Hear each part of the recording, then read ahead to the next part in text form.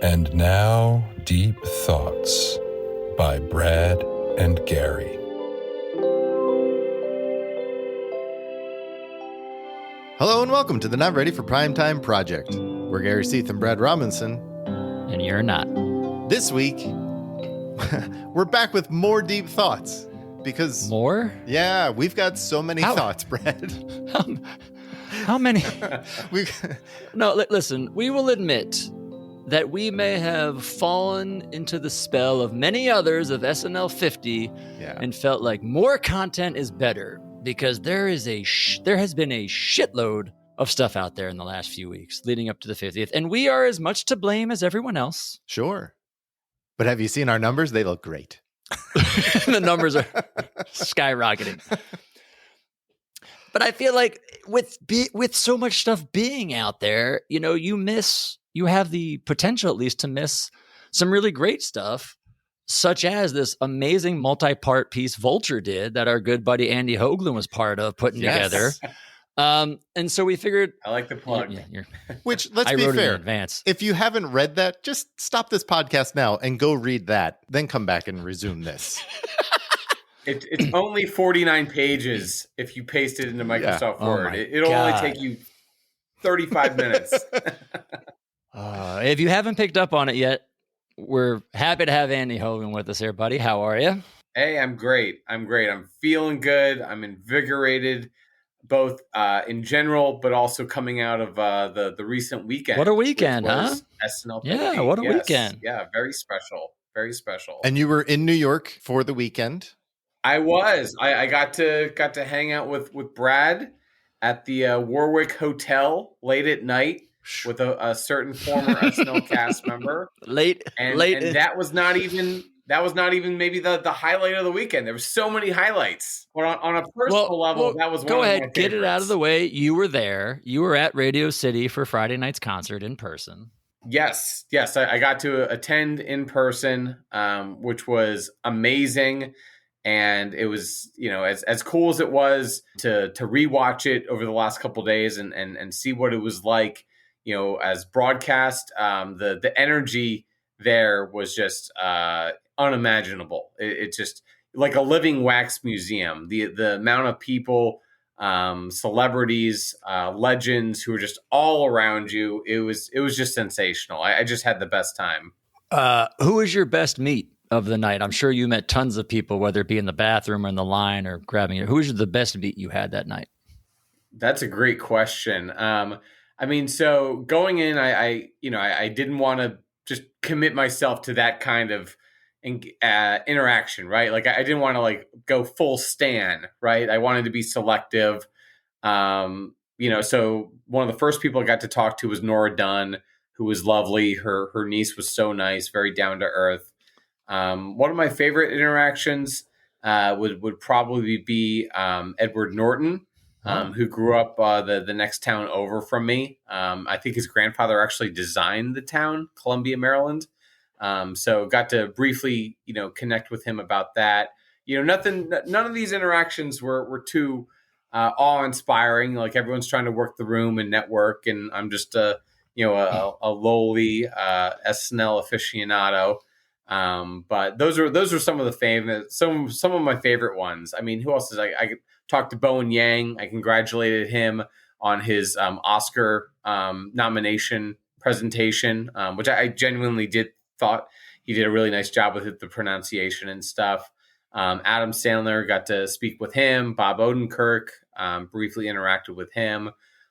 Just a ton of people. Al Franken, talked to the former senator from Minnesota. I encouraged him to run for his seat again, and he paused and said that he was not going to do that. So breaking news. I just gave you guys a scoop. There you go. Al Franken is not in for the 2026 race to replace Tina Smith. We're now we're gonna list ourselves under political podcasts now. There we go. Get a whole there you go. Whole new wave of fans.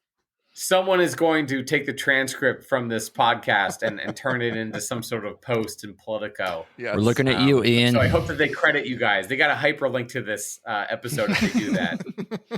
But actually, no. So that I'm rambling now, and I'm a humble bragging. But that was my favorite moment. I was literally, you go across the aisle in politics, right? Yeah. I literally talked to Al Franken at the end of one row, and I was like, oh, I work with Larry Raskey, who worked for Joe Biden and blah, blah, blah. And then I literally turned around across the aisle and I talked to conservative radio show host Joe Piscopo. And I got to, this is my favorite moment.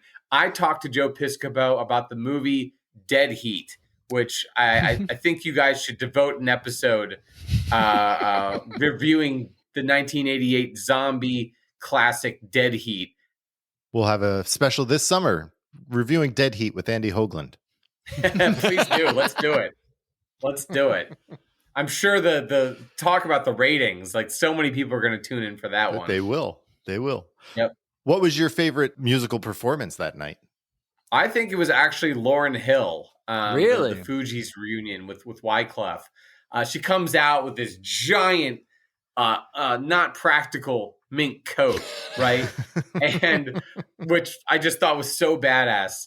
But also, I was, I think, 12 when Miseducation came out, and there was not a bigger CD then, right? Right. It's hard to, the market is so decentralized these days that it's hard to kind of think back to when an album like that could be so definitive and inescapable. But that's like, you heard Miseducation all the time when I was like in middle school and stuff. And I'd never seen her perform, because her reputation is not great and stuff. And the live shows, she's like 5 hours late and then has an attitude or whatever. But I thought she brought the energy for SNL 50. She did a couple of the top songs, Killing 'Em Softly, that was just, she was one of the acts that I've never seen that I've always wanted to as someone who appreciates that era of hip hop. So that was definitely up there. Arcade Fire, they were fantastic going through the crowd and everything. Yeah. Again, moment in time, I was, right out of college or in college when they were at their peak. So I love Rebellion. I love Lies. Like they're amazing. And then I got to give a shout out, my wife, standing next to her when Backstreet Boys started to perform and you could just hear all the millennial, women in the audience singing along and fangirling out. Talk about electric. I got to admit, I shared the John Lovitz reaction to that performance. I appreciated. I don't know if you saw the broadcast. They cut to Lovitz during that, and he's just kind of standing there like, eh. And I was like, yeah. That was interesting that they went out to Jerry Seinfeld, and you had to see Seinfeld pretend like he was a fan of that song, or I'm like, Jerry was having a great time this whole weekend. They kept on showing him. He's like laughing, and I appreciate when Jerry's not cranky. But I thought that was like, you go to Seinfeld to sing this song, like it's kind of funny, but okay. Yeah. How about you, Brad? What was your favorite act? I like Snoop. I thought Snoop was really great. I've actually never seen him live, and I can't remember the last time I've watched a live performance of his. I thought Snoop Dogg was great. I loved the B-52s and Devo, both of them coincidentally with Fred on drums. I thought like as old bands, they sounded great and performed really well. Yeah. I loved Eddie Vedder covering Tom Petty with a little tribute for The Waiting. And then I loved his fake out of Less Than Zero and no need to play this. And then going into Corduroy, which I thought he killed. And in probably one of the most, lukewarm takes this week, Nirvana Post Malone. I mean, that Post Malone Nirvana performance, just blew me out of my seat. And the thing I love most, and Gary, you and I were talking about that night, is that in the background, they recreated the 90s era backdrop from SNL set with the fans. And that just for somebody like me who watched it at that time, and I remember Nirvana being on the show, it's like that attention to detail is what made this night great, is that they did that for that performance, and it just blew me out of the water. Absolutely. That's a great point. I was a little bit closer to their side of the stage. Like a lot of the performances were on the far side and we didn't have as good a view, but that one, like it was literally like to my like 2:00. And so we could see it like probably the most up close out of all the performances. And it was just, getting to recognize, not just, Dave Grohl and whatnot, but like Pat Smear being part of the performance as well too. Yeah. So shout out the Germs like that. It was really like cool to see, that level of like excitement. And you're right, Brad, like I felt like they curated and programmed the homecoming concert so well. So many different eras of SNL musical performances were included, right? And or shown on the big screen or whatever as well too. Like Devo is what, season 4, right? Yep. And then his B-52s, when did they perform? Season 5. I think they're early season 5. Yeah. Yeah. But I just thought that was really cool as well too, is having all these different acts from like the different eras come back as well, or be acknowledged in some way as well too, whether it's a cover like Tom Petty, or I was just trying to think of who Miley Cyrus covered. They covered she covered Queen, Crazy Little Thing Called Love, which I didn't love, to be honest. You didn't love I that? thought Freddie Mercury's voice is hard to do. And so we talked about this. I think Miley's good at I do love the fact that this is the third time she's, paid respect. She's covered Pink Floyd, she's covered Paul Simon on SNL. So I like that they tried to acknowledge it, but I thought Brittany Howard sounded better vocally, and she was killing it on guitar. Right. She's amazing. Right. I really enjoyed everything that David Byrne did that night, but especially what he did with Robin, I really thought was awesome. Yeah, I don't know Robin. That was a cool performance. But I thought the two of that first song, which I think is one of hers, right? They were great. Yeah. That was awesome. Yeah, that's an anthem, that first song. And man, that was a really cool live performance, watching her dance before he comes out. Yeah. Did either of you think when Robin came out and she's dressed in that suit and then David Byrne comes out, that you were waiting for Rich Hall to show up? No, because I did not expect Rich Hall to be there. I know. Because the suit on her was so big. Yes. I did think about that moment, though. And I wonder if that was the ill-cut fit of that suit was purposeful, because as we're talking, they did a really great job of acknowledging really big moments in the show's history without blatantly doing it. Like the Nirvana thing we just talked about. Like that Nirvana performance when they first showed up on SNL was epic. And Eddie Vedder playing homage to the Elvis Costello moment. It's like they referenced all these things. I thought they did a really good job with it on Friday night of acknowledging things without being blatantly like, look at this. There was subtle. Right. Yeah, they hit the right tone. Yeah, it was the right balance of, you could appreciate it just as a concert, you could appreciate it as a casual fan, and then you could appreciate it as someone who has a pathological obsession with obscure SNL. Not that we do that, or anyone listening would be like that, because it's very sad, right? But if you were that level of sad, you could appreciate it watching the homecoming concert. And this is where we drop in William Shatner. Get a life, people. Yeah. Oh my, yeah. What'd you guys think of the comedy bits, or the musical comedy bits that they did? Anything stand out? We recently last night were rewatching On a Gas Tire with Will Ferrell, the cult. She was working overtime that night. She was all over that concert. I know, which was interesting. It was hosted by Jimmy Fallon, but it was really co-hosted by On a Gas Tire, right? Yeah, she was there a lot, right? It was like 3 times. Like 3 big moments. Yeah. But yeah, my wife really liked the Not Like Us cover, with Kenny Lamar and Drake Graham asking for them to reconcile. And that's one thing that you don't hear in the broadcast, but during the A minor part, you could hear, kind of like the Super Bowl, you could hear the crowd call back the A minor, but the microphones, they only pick up Will Ferrell and On a Gas Tire, really, but you could hear the call and response there. That's fun. What else did you dig, Gary? I enjoyed Andy Samberg with Lady Gaga, but when Chris Parnell came out, that was really exciting for me, because I love Chris Parnell. Yeah. Yeah. The mustard. Yeah. So I thought that was a lot of fun. What did you think of the opening? Jimmy Fallon doing Soul Man.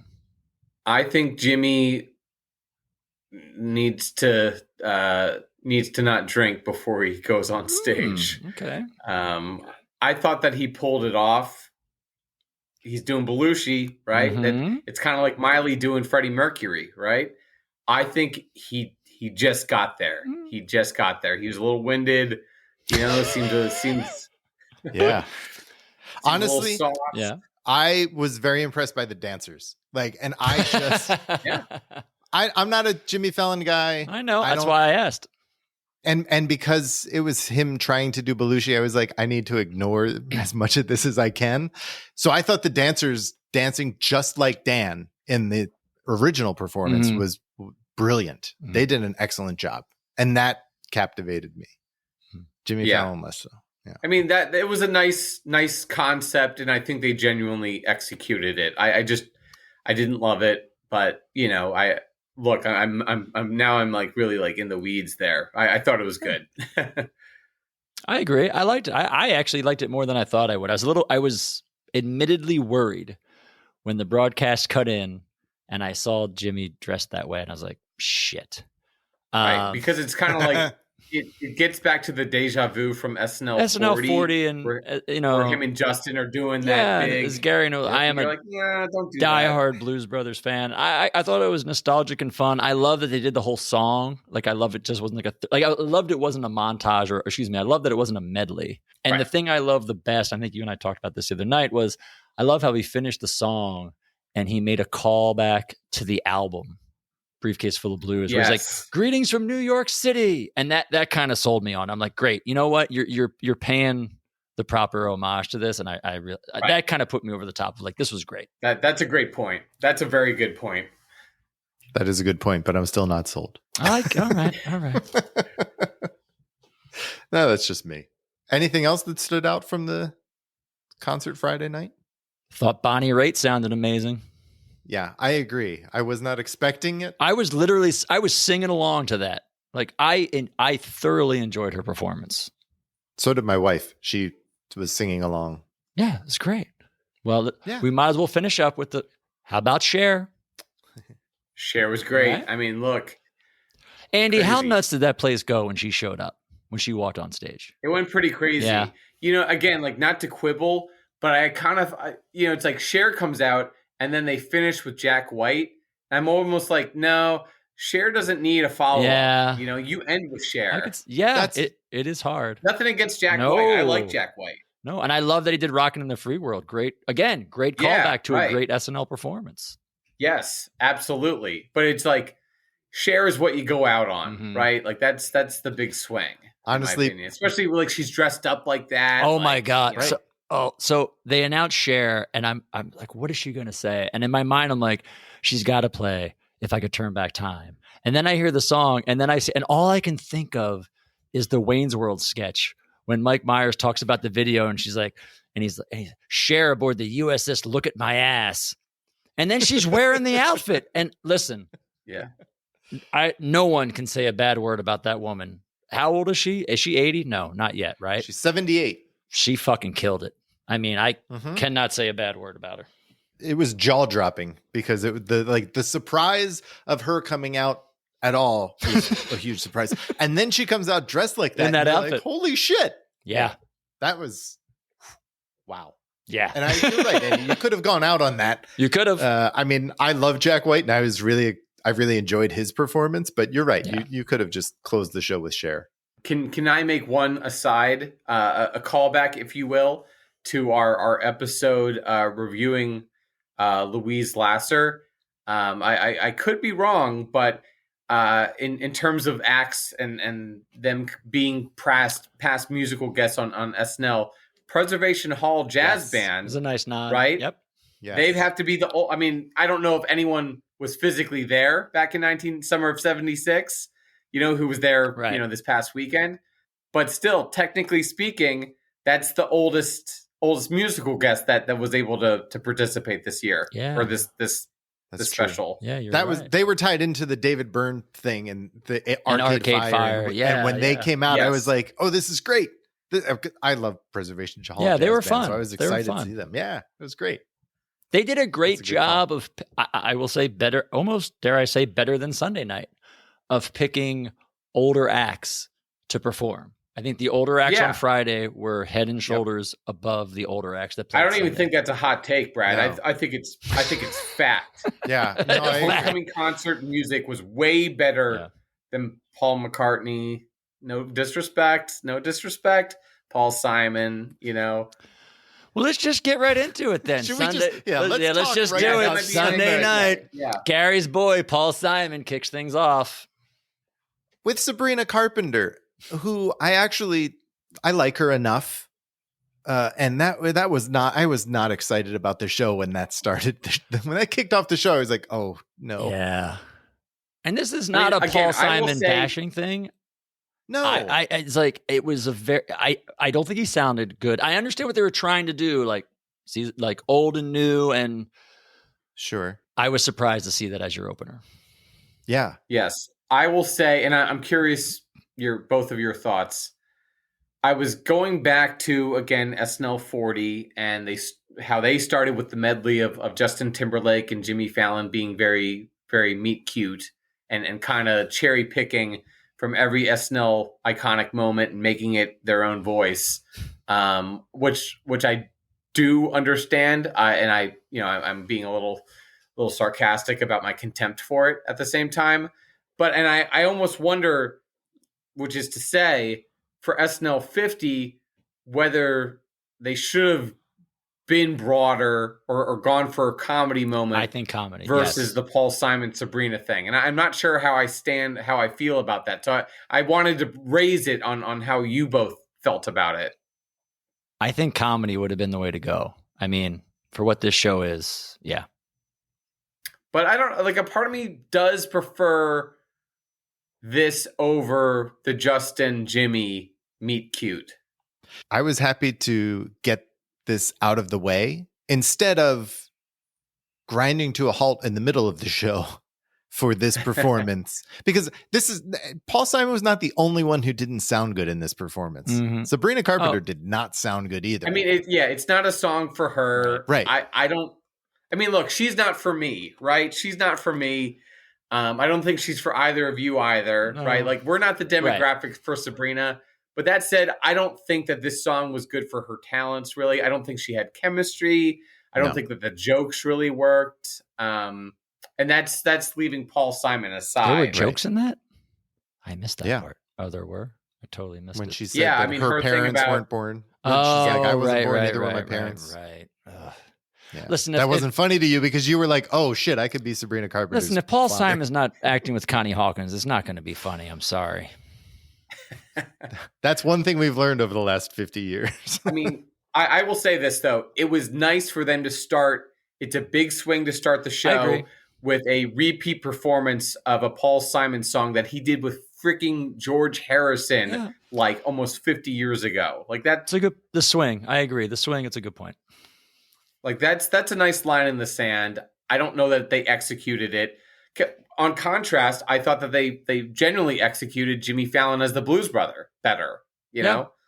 Yeah. Just to contrast, Sunday versus Friday. Right. But just while we're talking about the contrast of Sunday versus Friday, it felt like, and it was, two totally different productions. Yes. Just under the one umbrella. And it really did feel like, because Friday was just so much grander and there were so many more moving parts, it felt a lot more produced and ready, I think, than Sunday overall did. Right. And here's a potential hot take. The comedy Friday worked way better than the comedy Sunday. Well, you got more to compare. You had less comedy Friday than Sunday. But here's the question. Now that we've seen the show, they made a point, unlike other anniversary shows, they tried to make a 3-hour version of SNL. It was sketches and they tried to make a show, which they haven't done before. So to your point, Gary, about like things not being as polished or as ready, that's SNL. Like that's what they do. Some would argue that's the charm of what they tried to do, is that it wasn't fully ready because they were doing it live and they only put it together over a week. And they weren't just redoing SNL 40, which was like the big swing. Wayne's World comes back, Dan Aykroyd comes back with the blender. Like a lot of they kind of blew their load in SNL 40 with a lot of the iconic characters, Californians. Like this time was a little bit more not muted, but it's like they weren't going with some of the bigger characters because they did it already. They already did SNL 40. Right. But I will say I thought Black Jeopardy was great. I thought it was a fantastic sketch. I agree. Yeah. I mean, so we're going chronological, Well, right? no- Or no, we don't have Just to. just pick and choose. Like, like comedy. I thought Black Jeopardy was probably one of, if not the funniest sketches or bits of the night. I thought it was really good. So what do you think about this? Black Jeopardy, and I didn't write this in my Entertainment Weekly thing, but I thought it worked, and then the bottom fell out. Yes, I agree. You're gonna I agree, have that, because though. You're Tom gonna Hanks- have that in this kind of a situation, though. I feel like. But now you're just making excuses for everything, Brad. Like, I think you had an amazing bit with Eddie Murphy doing Tracy Morgan, standing next to Tracy Morgan. That was very good. That's excellent. Yeah. And it's going along really well. And then you cut back, and now Eddie Murphy's, who was starring in that sketch, is gone for the Doug character that we've seen a couple of times. And he's fine. Just the once, Just I the think, once, but yeah. But how do you do that sketch and not have the Doug character? You had to do. I love the fact that they stopped at Doug and they didn't do what they did in Celebrity Jeopardy in the 40th and bring out like Where they 6 run it. other people. Like, I appreciate the fact they stopped it there. Right. Fair enough. But I don't know. didn't I love did like it. because I didn't liked make it. I thought it was sense, one of the but- better pieces. Yeah, I did. What too. bothered me I was did. that they came the monologue, which was good, that they did that the Lawrence Welk sketch first up. When you had this, like, this should have been the first sketch. Because I didn't love that Lawrence Welk sketch. I've never loved. I know my wife was just reminding me that Kristen Wiig is big on TikTok. That character Doonies. Right. So maybe that's why, Brad. Like, it's a big TikTok thing. Again, Maybe. not for me. Yeah. I've never liked it. I don't like Lawrence Welk. I don't like Fred Armisen as Lawrence Welk. I get it with the freak hands. He's very good at Lawrence get it. Welk, though. It is very, very good.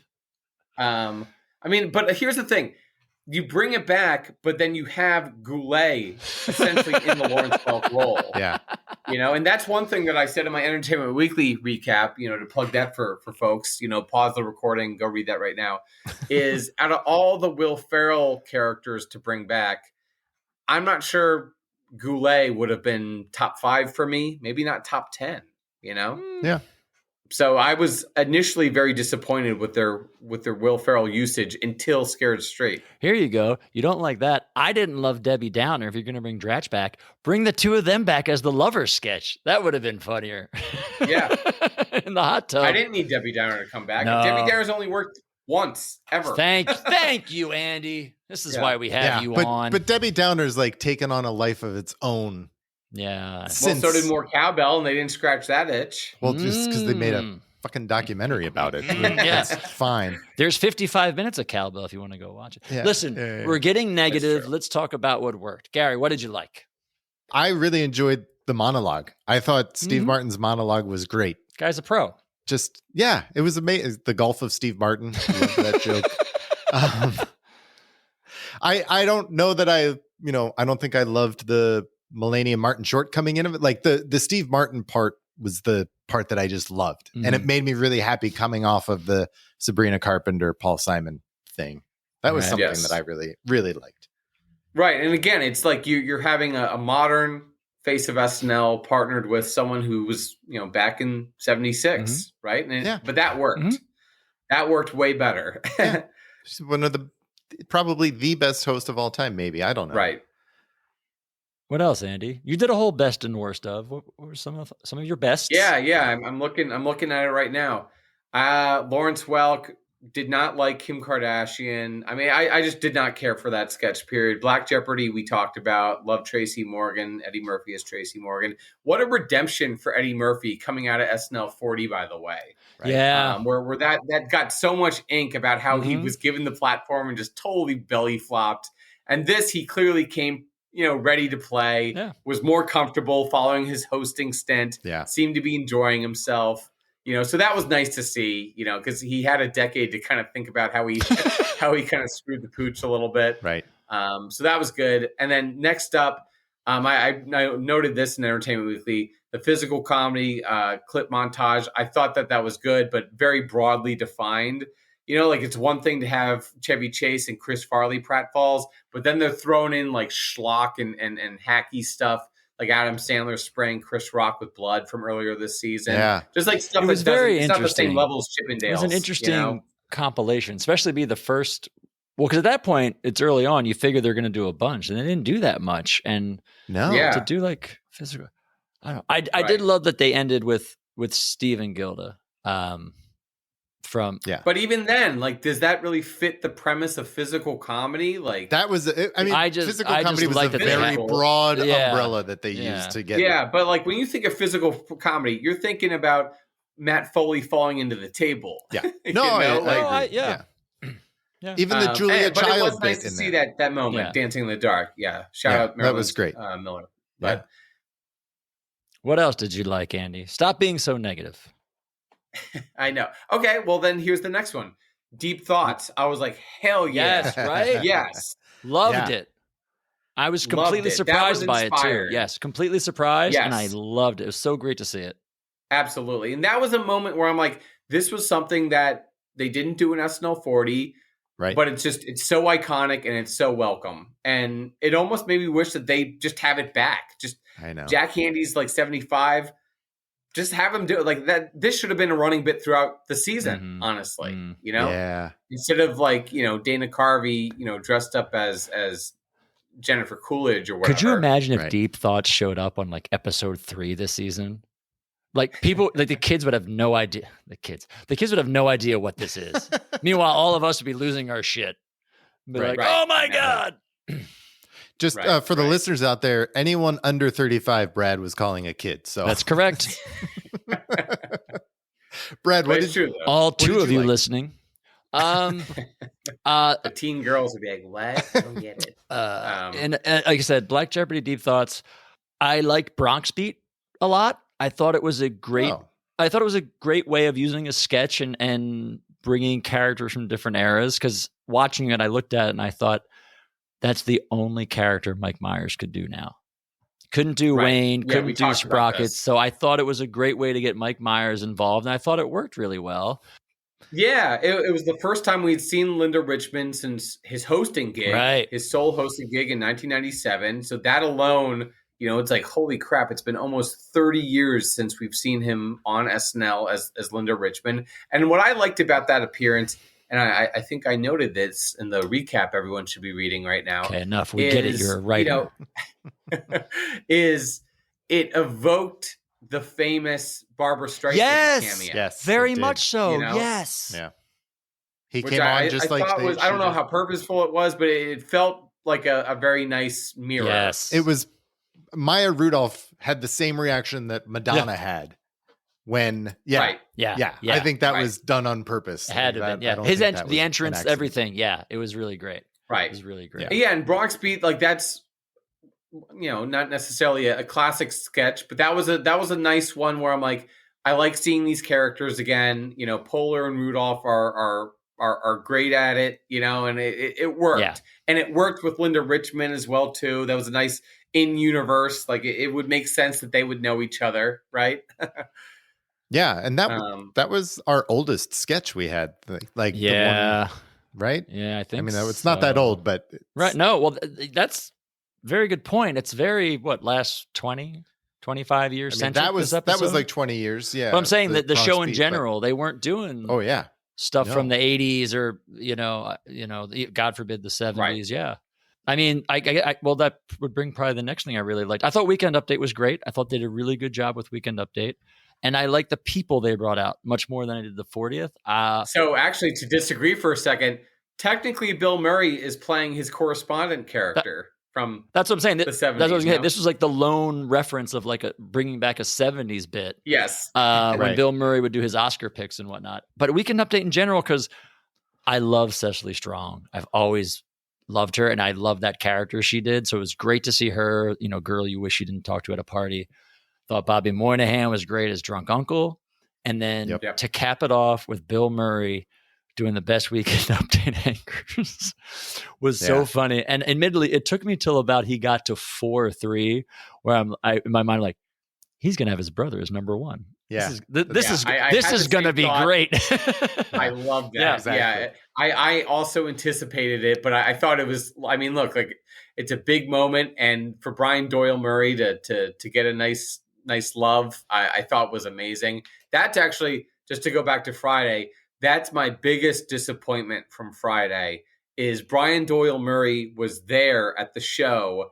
I had been told that he wasn't coming out, so I wasn't expecting to see him. But then as Brad knows, our mutual, very close friend, Patrick Weathers, met with Brian Doyle Murray, got a picture with him. And when I saw it later, I was like, I regret so much about my night. Oh, that's a bummer. Like I would have loved to go back in time and find Patrick and then be there for when he got a picture with Brian Doyle Murray. So anyway, sorry for that digression. No, we feel for you. Life is full of regrets, everyone. I just wanted to note that we're all going the same way. I loved Bill calling out Chevy, like Cornelius Chase. Connie. I thought Bill was I enjoyed Bill far more Sunday night than I did Friday night. I loved this performance of his. Yeah, I mean, I like seeing Nick the Lounge Singer too. That was fun, but I hear you. This was just a hilarious bit, right? Yeah. Like even the Michael Che thing, that was really funny too. And he was like, "Now back to the regular anchors." Yeah, what do you mean regular? What? I mean, Colin Quinn got a shout out. Like the whole thing was just it was a really good weekend update piece. Yeah, it was. What else, Gary? What else did you find funny? Because there's really good moments that weren't humorous. What other like big funny moments? Did we not hit? I enjoyed Tom Hanks comes out and he talks about this in memoriam, and then it's an in memoriam for all the characters that they couldn't do anymore. Right. I thought that was fun. Like it was a fun way to acknowledge that. Like they definitely have crossed the line at some point, and these are all the ways in which we've crossed the line. Yeah, I mean, I preferred that to the physical comedy montage. Yeah. It had a little bit more of like a conceit to it. And I liked the way that he delivered it. And they showed word association. They did show word association. They showed word association, which I was very excited when that came on that they were going to do it. And they ended with like it's a good point.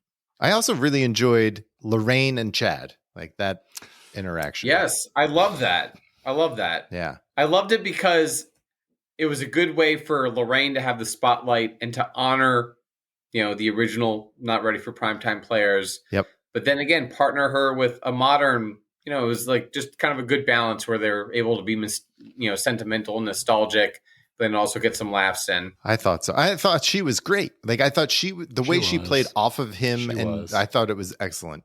You didn't like it? Yeah. Brian? I mean, I think I was able to talk to her. She's still very, she still has the fastball, I think. She does. That she did prove that she has it and she can deliver.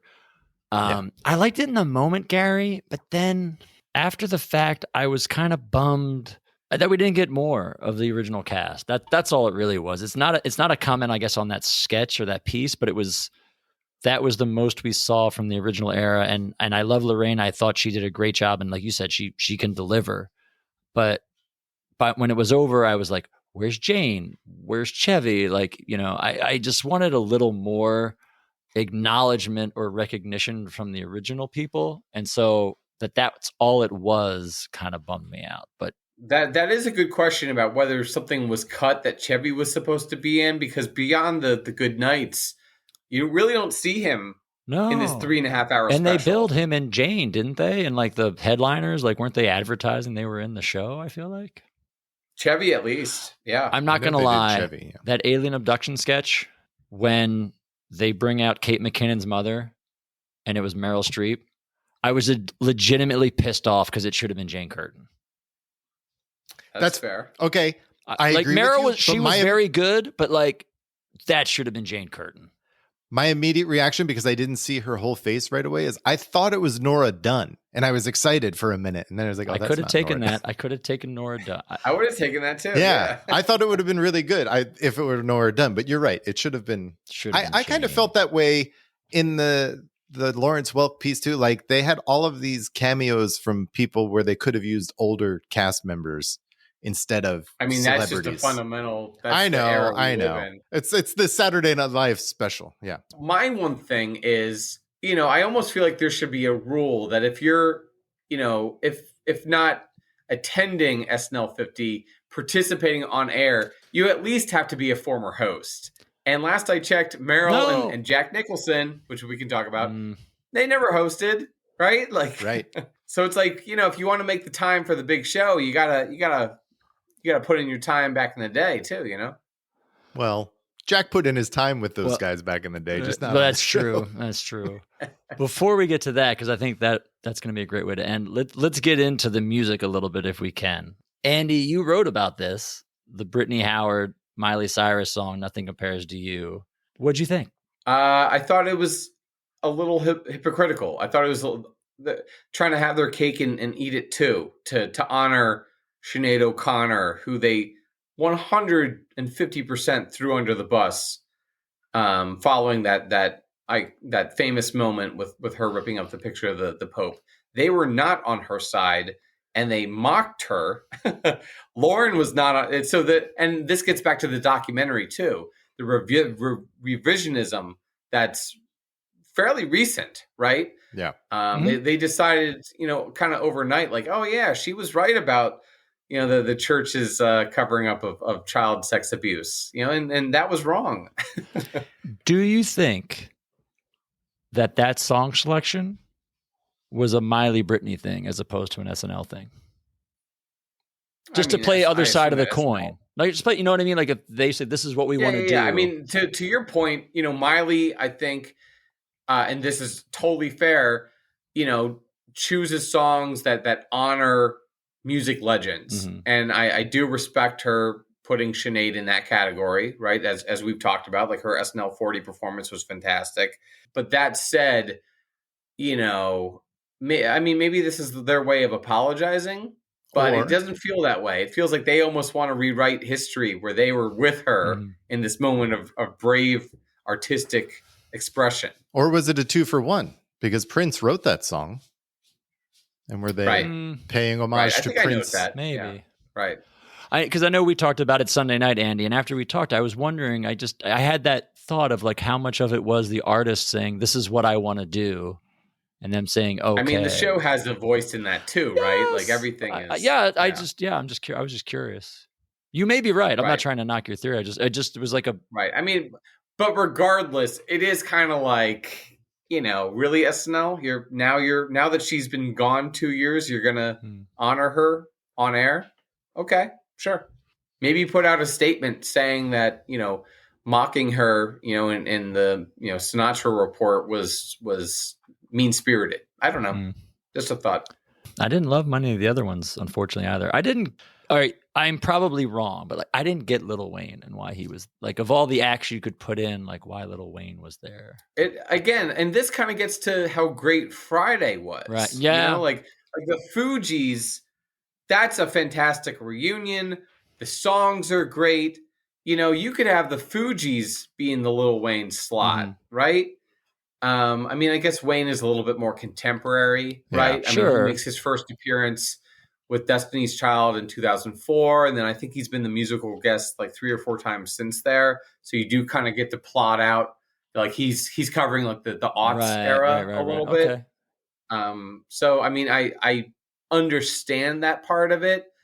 I personally think that he was the best almost by default. I think so. Performance wise. Yeah. Him being coupled with Questlove, I thought was interesting. Not that we have any hip hop heads listening right now, but Questlove, I remember, was critical of Wayne at one point. So I'm like, man, like Questlove just kind of does whatever.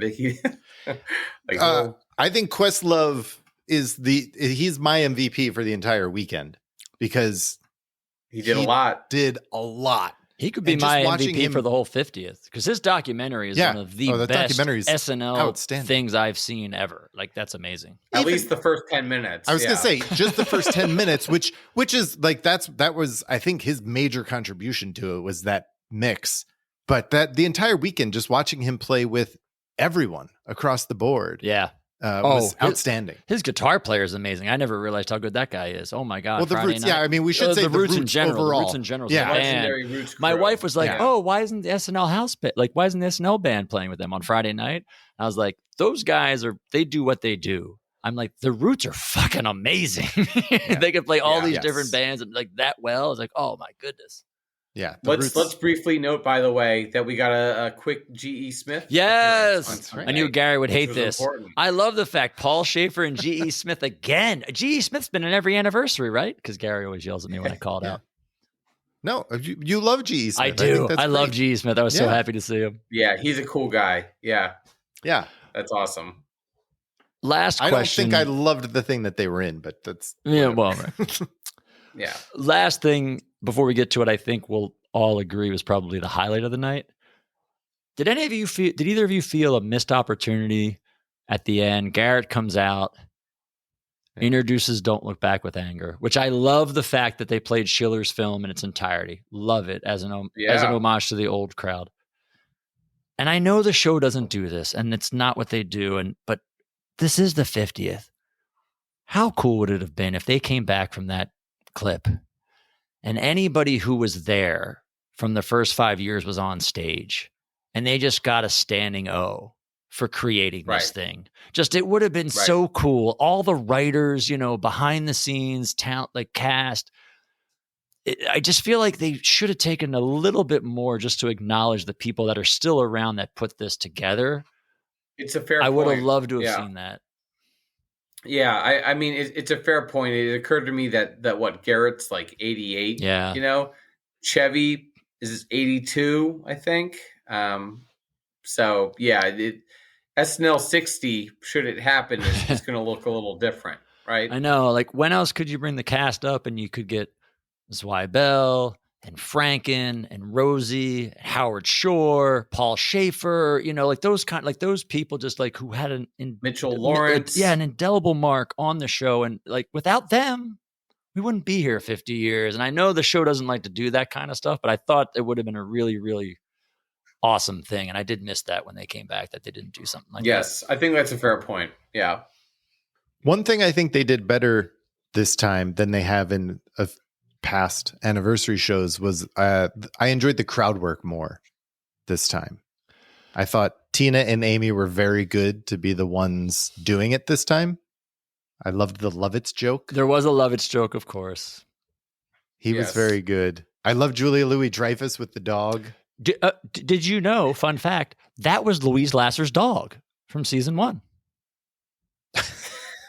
No, nothing. I thought the two, if anybody that listened to this, the two of you would find that funny, but I guess not. Yes, no, I got it. We got it. We gave you a polite laugh. Which is more than she got. More than who got? Louise Lasser. Louise Lasser. Yeah. But my favorite joke from the whole thing was Fred Armisen repitching the script and then turning and saying, next time Kevin Spacey hosts, and is like going for high fives. He's like, and anybody? No one gave it to him.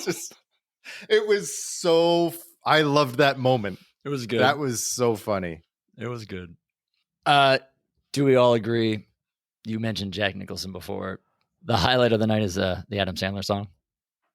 Oh, yeah. I mean, that's a nice way of honoring the people who've come before, right? Yeah. Just amazing. I mean, it's so crazy seeing Sandler in his like elder statesman era, Yeah. And his brand of music and humor has surprisingly aged really well. And he's kind of grown into this role where like suddenly you look to him to name dropping Tim Kazurinsky and Melanie Hutzel. So good. I mean, I was like almost tearing up watching that. I thought it was so good. A total home run. Love the fact that Jack Nicholson was there, despite my earlier comments. Like what a treat. I love that he honors Jack Nicholson before he gets started as well too, and then he crushes it. Yeah. I mean the Norm line. I mean, goodness. So good. He is really good at tugging on those heartstrings with his music. Yeah. Is there anything else that we missed that's worth talking about? I mean, there's so much. I mean, we 6 briefly hours. mentioned Andy Samberg. I did like the anxiety song. Did you? I did. I thought it was a little too inside. I don't know. I didn't love it. I didn't love it as much as the That's When You Break from the 40th. I thought that was a much better digital short. Fair. I enjoyed it more on my second watch of it than I did at the initial. Oh, one. yeah? Yeah. Do you guys like the Mulaney piece? The Mulaney song piece? No, No? I did not like that. Not really. I mean, I like the history of New York and stuff, and there were definitely jokes that I enjoyed. But I'm just over the lobster dinner thing. Yeah. It was fine. Domingo sketch, terrible. Don't like people that wow. like it. Oh. Then I don't even think the show likes it or knows why they do it. You know, I think they're like, oh, this is big on TikTok. That's the biggest thing right now, right? So of course you're gonna do it. They're kind of trapped, but it's just terrible. Jesus. Yeah. I'm with you, Andy. Well, get ready for it in a couple of weeks. I'm sure when Lady Gaga does her double duty, they'll pull that out. I like Gaga though. Oh, we didn't talk about her from Friday. That was another like big moment. I think she was right before Cher. She was after Cher, I think. Wasn't she? I think she was after Cher. No, really? I thought it was Gaga, Cher, then Jack White. I think it was Gaga, Cher, then Jack White. I think it was. I don't love Dick in a Box as much as other people, but I did enjoy her singing Dick in a Box. I thought that was good Friday night. It was a fun thing to see. Yeah, I feel the same way. Yeah. 6 hours worth of stuff, man. It's a lot to talk about. It is. Should we note, I know it briefly came up, but Scared Straight, you get Will Ferrell opposite Eddie Murphy. Did we like this? I like the idea.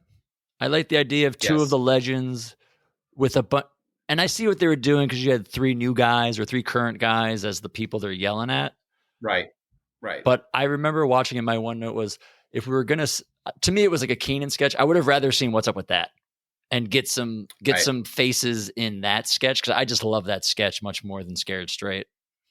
Yeah, Scared Straight is another sketch, kind of like Lawrence Welk, where I'm like, I don't need to see this again. You know? I mean, but at the same time, Eddie Murphy's engaged. He's having fun. That in itself is kind of cool. And when you look at it from arm's length, and you see 2 of possibly the 2 greatest living cast members left, right, sharing the screen for the first time in SNL, doing a sketch with current people, and you got Sudeikis on the sideline in there as well. I understand why you would do it. I just felt like Eddie outperformed Will in that sketch. I just thought he was really good because he was dialed in every time he was on screen. I agree. I think I've talked about this before, that I just find current Will Ferrell a little adrift, and like I think he's like not quite sure what he's about now. So when he came out with the tight shorts, which we've seen him do, so that's one of his go-tos, right? Like, oh, hoo, hoo, hoo, hoo. You know, I was like, I don't know, Will. I don't know. But he was stellar on Friday night. Although I will say, I think Anna Gasteyer carried that sketch. I think she carried the culp. She was fantastic. But I just read today, there was literally a last minute change in that sketch where they were supposed to pick on somebody in the audience, and that person wasn't there. And the director and the AD are running around trying to figure it out what to do. And they ran to Meryl Streep literally a minute before going to air, saying, we're going to do this. Are you up for it? If they make this comment, flip the bird. And just as they went to air, they told Will Ferrell, and they pulled that off. So that Meryl Streep flipping the bird was a literal last minute change on Friday night. Wow. I love it. And they killed it. They killed it. But again, to your point though, I thought Anna carried that. She was so good. She was so good. This whole weekend, all I kept thinking was, how great is Anna Gasteyer? Jesus. Yes. She's someone that not that I forget about, but I don't remember how good she is until I watch her stuff. And then I'm like, oh yeah. Well, you got to check her out, her Rhythm and Booze tour. Right. She's on tour. Every Christmas. Yeah, that's all I had on my list to talk about, I think. A lot going on. Fun weekend. And then personally, I just liked hanging out with people. I got to see Andy, and I got to hang out a couple nights, which was a blast, talking SNL and stuff, and Got to see our buddy Ian Absolutely. down at 30 Rock on Saturday. That was a good time. So it was just a fun weekend of stuff happening. Andy got to see a bunch of people in town when he was there. It's fun. Yeah, I'm sorry that I missed Ian though. I wish I could have done that. It was just a crazy weekend, especially I wasn't 100% on my health, so just kind of powered through. In hindsight, I just wonder how much more energy I would have had in the tank if I didn't have a cold pestering me a little bit. But what can you do? You got to leave it all on the field, right, guys? That's right. You got to push through. That's right. That's right. Andy, thanks for joining us. Thank you for having me. Besides your Vulture and Entertainment Weekly articles about SNL 50, what else that we've already plugged and folks have already read and come back to the podcast for? What else do you want to plug, Andy? Oh my gosh, I'll shamelessly plug that Vulture piece until the end of days, just because it was such a massive undertaking. So please, if folks haven't used up their one free article yet, please do that to check out the Vulture piece. And check out the past episodes I've been on this podcast, because this is a special show. Yes, they're always right, great. Andy's episodes are always some of our most fun and most enjoyable, and we always get really good episodes to talk about, which always helps. So we love having Andy on. So yeah, if you haven't heard our old episodes with Andy Hoglund, check them out. Louise Lasser from season 1, Jodie Foster from season 2, Charles Grodin from season 3. Who'd you do this season? Who are we doing 4? Did you do Zappa? It was the first. Oh, Zappa! You did Zappa in season 4. Oh, I did Zappa. Yes. Oh my god.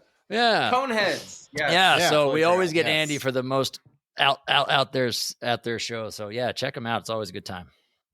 But Andy, let's be honest, you weren't the only person who showed up to New York City this weekend for all the festivities. So we didn't want to put all our eggs in one basket. So we reached out to a buddy of ours, and we talked to Jeff Richards a little bit, former cast member from season 27 through 29. So we just wanted to get his first, because Andy, he actually got to go Sunday night too. So we just wanted to get the full weekend perspective. So.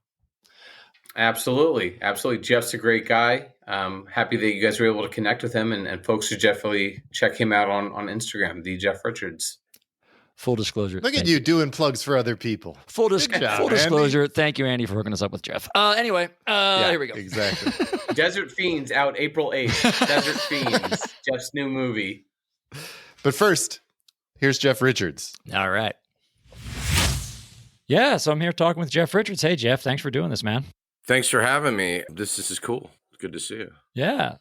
So SNL 50, I've seen your post. I think to say that it was amazing had to be an understatement. But yeah, how was the weekend? Yeah, it was a lot of fun. It was really cool. Good to see a lot of old friends and some new friends to talk to some of the cast, since I left. And it was just one of those whirlwind evenings where you just feel like Cinderella at the end, at the beginning and the end. It's just awesome. That's what I loved about SNL. It was such a special, you felt so special to be a part of it. And it was special. It is special.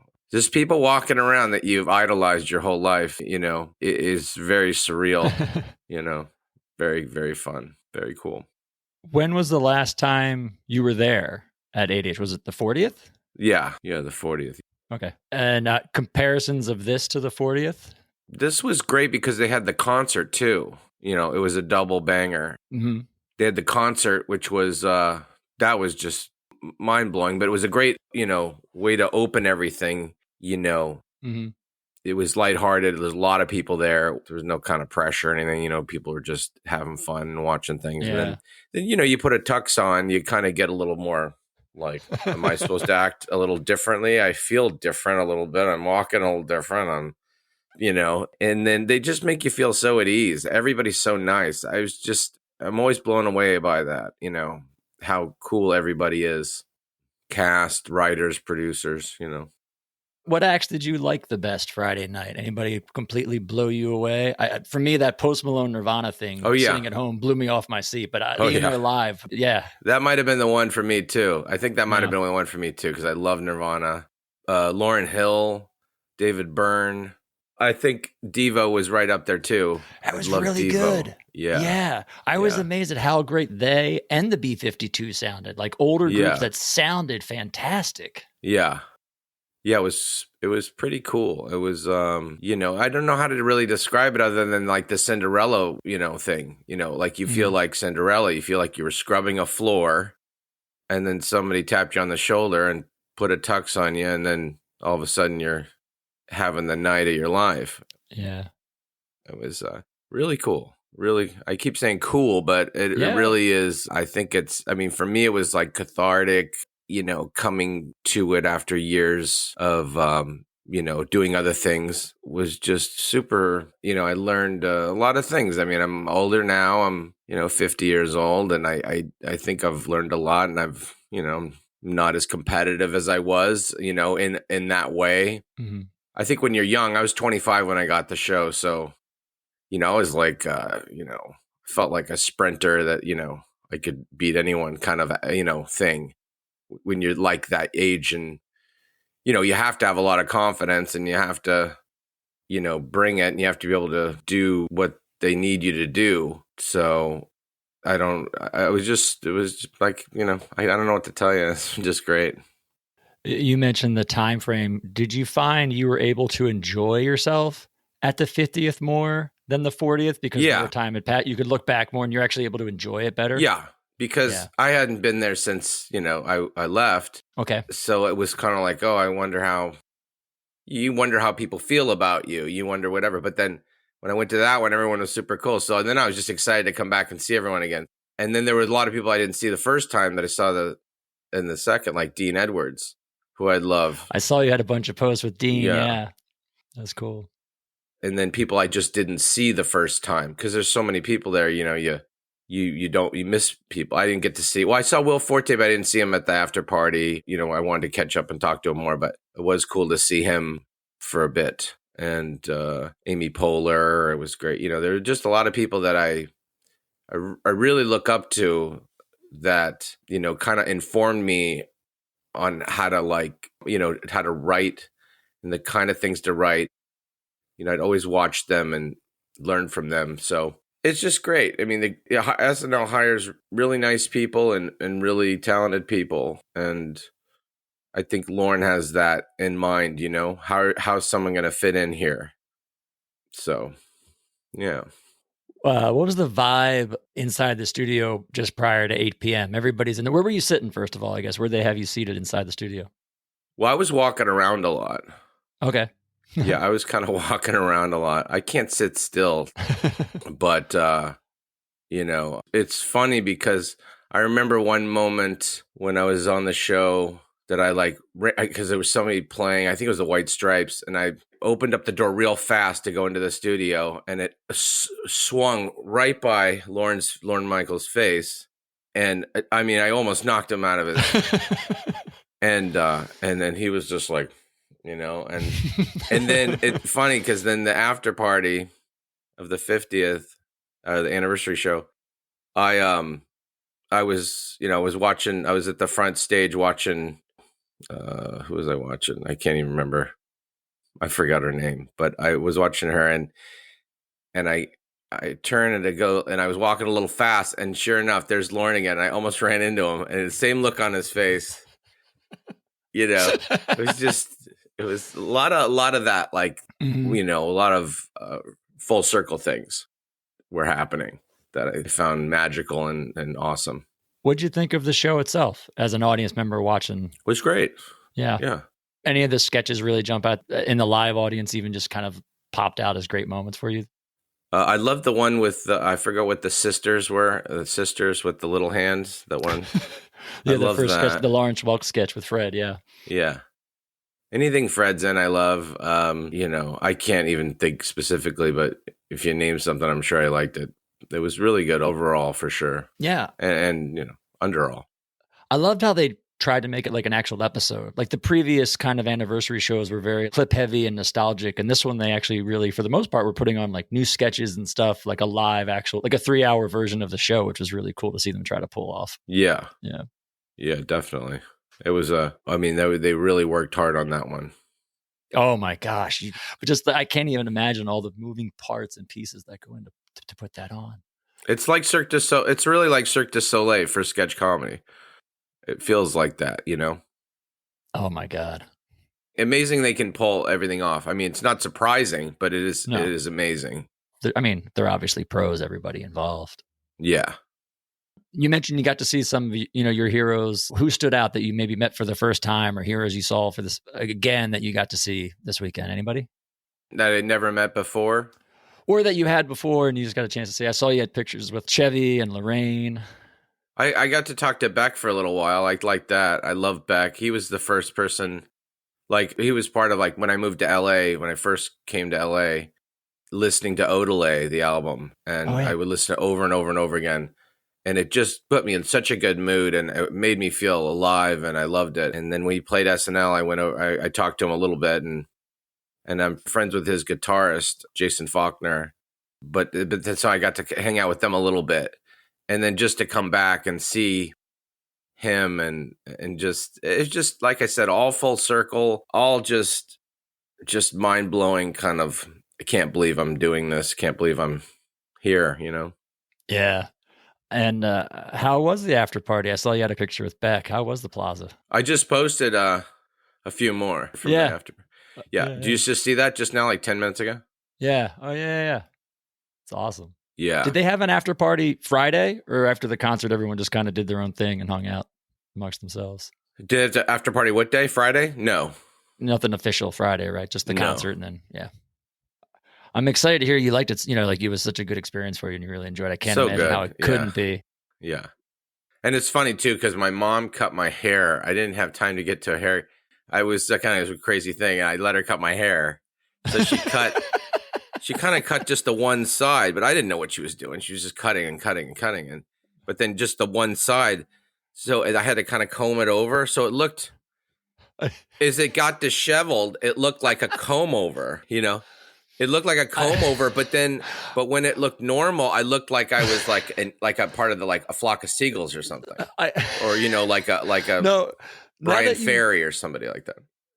Now that you say it, yes. Like, I wouldn't have called it out looking at the photos today, and I'm looking at some of them now. I wouldn't have called it out, but now hearing you explain it, I'm like, oh yeah, I see exactly what you're talking about. And then I come back after this huge weekend, and then I get my hair cut. First thing I do when I get home, see the barber. Yeah. Who played at the after party? Any good performances at the after party? I didn't stay that long, honestly, because I was super tired. I left at around 3:30. Busta Rhymes started it. No way, man.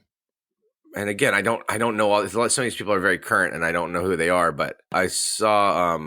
I can't remember honestly I don't know who they are, but a few of them I didn't know who they were. But I know people did. I enjoyed the music. No, there's definitely some acts. Like, if the intro isn't there, I would be like, I don't know who that is. I think I know that.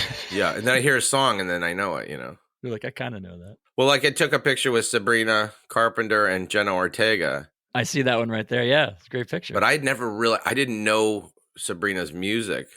Like, I know it's now. When I hear it, I know it, but I didn't connect it to her. Yeah, you're like, I know this is a thing. I know she's a big deal. People not listen just to her. that though. I know that. Yeah, that's true. I knew it was a thing. I knew she must have had popular songs, and I knew she must have had songs I know, but I didn't know which ones and all that. So, but then I came back and I've been listening to her music. Espresso. I love that song. You mentioned reconnecting with Dean Edwards. Anybody else that that you got to reconnect with that was a joy? Yeah, Will Forte, Amy Poehler, producers like Steve Higgins. Oh yeah, sure. I always wanted to talk to him again, and I saw him again. There were, I saw Dane Cook, who I basically started at the same time. It was great to talk to him and his experiences, and that was really fun. And Rob Schneider, who I have known for a while. I used to open for him, and pretty much Maya Rudolph, and and just all like staff and people that were behind the scenes. Like my hair person, sure, Jody, and I imagine it's just nonstop. Like, everywhere you look, it's like, I know them, I knew them. Oh, I idolized them. It's just, everywhere you turned your head, I'm sure you couldn't grasp the amount of people. And sometimes you only talk to somebody for 30 seconds or a minute because the rule in Hollywood. If somebody sees somebody else, they go over there. It's like everybody's running around. But that's fine too. Sometimes you talk a little longer. It just depends. You just go with the flow. That's what I learned from the 40. They just go with the flow and just don't try to. I mean, I got a lot of pictures, but I wasn't trying to get a lot of pictures. I wasn't like running around with my head cut off. It was like sure. just letting it kind of happen. and then, take some pictures, trying to balance it out. The hors d'oeuvres were great. Food was great. And just the plaza. I'm talking just the after party, but the plaza was just incredible to be in that building. It's such a historic, super cool vintage building, Oh, yeah. Incredible. Last thing, Jeff, I'll give a 2-part question. If you could pick out any most surprising or anything like super surprising moment from the weekend, and kind of if you can, like single best moment from the weekend. Single best moment. Let's see. Well, I don't know, but at the end when I was walking home, I saw a rat. I don't know. This isn't the best moment, but I saw a rat, and I thought this has completed my New York experience. Oh yeah, I had this glitzy evening, and then there's a rat. I don't know. I got to take a picture with Chevy Chase. There was one point where I was talking to Chevy Chase and Alec Baldwin. I saw that picture. That was awesome. Alec did my podcast, and he's going to do it again, he said. And great. Just those two just talking to me at the same time was surreal. Yeah. So I'd say that was really cool. And the music stuff, like just seeing some of the music, you see it live like that, like Arcade Fire. I'm not a huge Arcade Fire fan. I know their song they did, and I thought they did that great. And the energy, like when they were left and went off stage with Preservation, the jazz band, like I couldn't imagine what that'd be like in the room. But watching it on TV, I thought that was awesome. Yeah. So some of the music stuff, and then the Devo, just hearing that, with Fred doing double duty on drums that night. Yeah, that was. I saw with the B-52. He played with the B-52s. Oh, he did too. Yeah, and then with Devo, I'm like, is that Fred again? Yeah, he played drums on both. Oh, that's so cool. Yeah, I knew Devo. You couldn't, my seat was sort of like, I was in the orchestra a little bit back, like maybe 3/4 back. Mm-hmm. So I couldn't see, a big screen there, a couple of them, but I couldn't tell it was Fred. But I knew he was walking the red carpet with Devo, so I figured he was playing with them, yeah. Gotcha. Yeah. Gotcha. Well, Jeff, thanks again for talking to us about the 50th. No problem. We'll get you back on for a proper episode and talk longer and get into more stuff with you. But if you want to plug anything real quick before you run, where people can find you and what you're up to now, please, so we can share the wealth. My Instagram is The Jeff Richards. My podcast is The Jeff Richards Show on YouTube. And that's about it, really, other than I got a couple movies coming out this year. One's called Pay to Die. It's a horror comedy film, and I got to star in that. And then also there's a movie called Mistletoe Massacre and another one called Desert Fiends. So those should all be out this year. Yeah. Nice. Cool. Thanks again, man. Appreciate it. Thanks, Brad. Take care. Thank you. Well, that was a lot of fun talking with Jeff Richards and Andy Hoglund about the entire SNL 50 weekend. Thank you, Andy. That was great.